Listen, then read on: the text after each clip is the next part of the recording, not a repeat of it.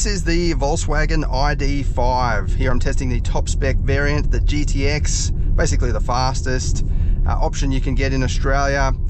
It's pitched against the likes of the BYD Sea Lion and Tesla Model Y, taking on the sort of coupe style of SUV shape. Features a 84 kilowatt hour battery, providing power to 2 electric motors, combining to produce 250 kilowatts, 0 to 100 claim in 5.4 seconds. So it looks pretty good on paper, it's got all the right figures, but prices start from $72,990 excluding on roads. And if you compare it against some electric vehicles in this kind of shape and package, yeah, you can get something with more power or more range. But this is a Volkswagen, so it's a premium style of product. Very good build quality inside, plenty of room. Being an EV, you've got a flat floor, so yeah, lots of storage around the place and that open and airy feeling. You've got climate controls in the back and more than enough legroom. Headroom is pretty good as well, even though that does have a coupe style of roofline. Boot space stacks up pretty good as well, just under 550 litres, which is, you know, about average for a mid-size SUV.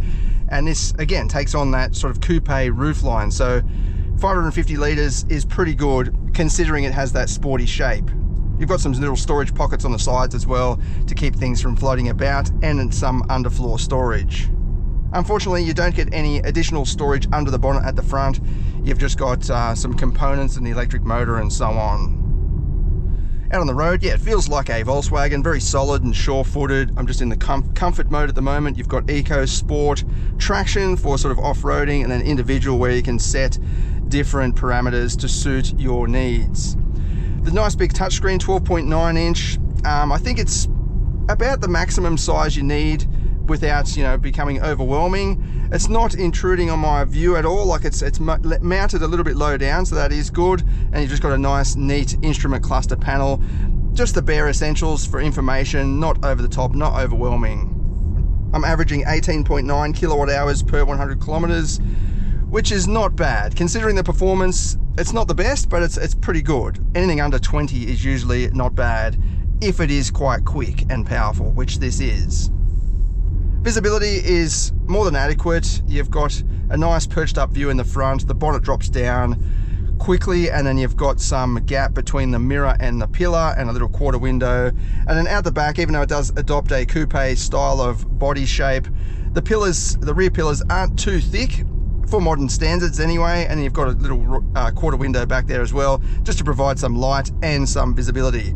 But the rear windscreen is nice and open and clear, again for a coupe style SUV. You do have various safety assist systems as per usual with modern vehicles. You can turn them off fairly easily. You just hit the assist button, which remains at the top of the screen there, so that is good. And then we'll go back and hit the sport mode and see what's what. Full throttle, yeah, instant throttle response, instant pickup and acceleration. It feels every bit as quick as the 5.4 second 0 to 100 claim. It is quite heavy, it's about 2.3 tons, and you can kind of feel that when you push it hard around the corners. It grips up well, and it's got decent communication through the wheel, even for a Volkswagen, which are usually quite sterile through the steering, but this feels actually quite nice. I've got an understanding of what the tyres are doing. It just starts to, yeah, peel the front tyre away a little bit when you push it pretty fast. But it hides the weight quite well. It's just, yeah, you can kind of feel it near the upper limit of the driving sort of adhesion, or the tyres adhesion. You can just feel it start to push a little bit wide. I've got the stability control still turned on, and it seems to be like a torque vectoring system where it will brake individual wheels to help pivot the car, rotate the car around the corner. So that is good. It is foolproof, even though it is quite fast. Down through this bumpy section, that's full throttle. The stability light was flashing then, keeping me straight and stable. Coming down this tight right-hander. Yeah, very sharp throttle response in sport mode. Actually, it's actually maybe a little bit too sharp. Like I only need to move my foot a little bit on the pedal and it starts picking up and going straight away. Good brakes. I can really wipe off the speed quickly and without fuss. But yeah, acceleration is definitely more than enough for this style of vehicle. It's quick, that's for sure. See how we go over this bumpy section. The suspension it doesn't feel firm, it just kind of pogos around a little bit, but it doesn't, like, it's not uncomfortable. It's just obviously trying to manage that weight. Yeah, it's got that European sporty feel, but I think with the platform being so flat and rigid and low, there we go, just applied power then to get it around the corner, and the back end slightly stepped out, but the stability control jumped on top of it. So it does have sporty intentions, and yeah, that ride is sporty, but it's not overly firm. I guess there are more comfortable setups in this class if that's what you want. Flick it back to the comfort mode. I think comfort mode is actually a better drive mode, even on a road like this, because the throttle response is just too sharp in the sport mode, in my opinion. Like, it's still got sudden throttle response, as you'd expect for an EV, but it's just a little bit too sensitive, the throttle, I think, in the sport mode. I mean, that's what sport mode is for, I guess. If I was going to go down a winding road like this and have a bit of an enjoyable drive, I would probably just leave it in the comfort mode. At least flick over to the individual mode and just dial down the throttle response, because it just seems a little bit too sensitive. Whereas comfort, yeah, it's a nice balance, but still feels very quick, as I said.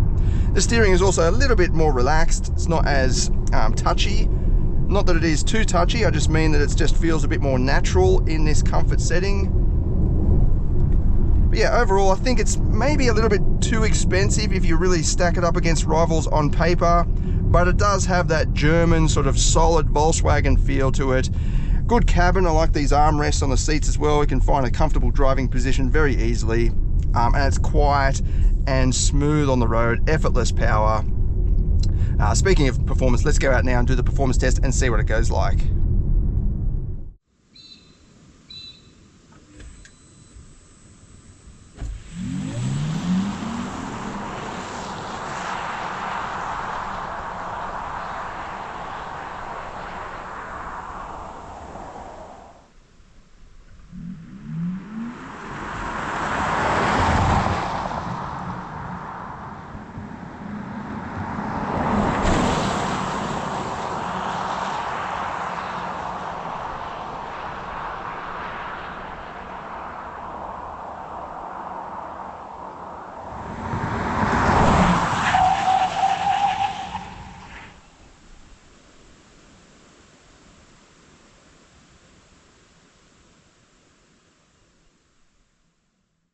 I've got the camera mounted to the steering wheel, so if you see it move, that's why. It's just that the instrument cluster is quite close.